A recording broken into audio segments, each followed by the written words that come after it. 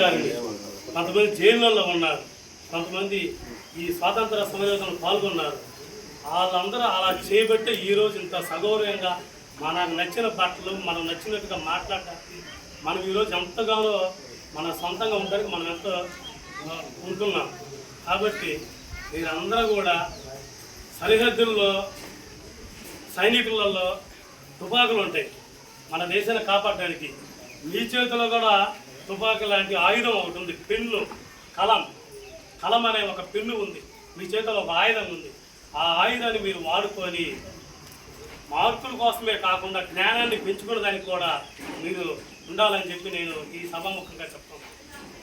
అట్లాగే ఇంకో విషయం, స్వతంత్రం అంటే కేవలం జెండా ఎగరవేసుకున్నాం అన్నదే కాదు, రోడ్డు మీద చెత్త వేయకుండా ఉండటం కూడా స్వతంత్రమే. మన తోటి వారితో అసభ్యకరంగా ఉండకుండా ఎంతో శుభ్రంగా మంచి మాటలతోటి మంచి నడవడికతో ఉండటమే స్వతంత్రం. ఈ అవకాశం ఇచ్చినటువంటి గ్రామస్తులకి, నాయకులకి, స్కూల్ సిబ్బందికి అందరికీ ధన్యవాదాలు.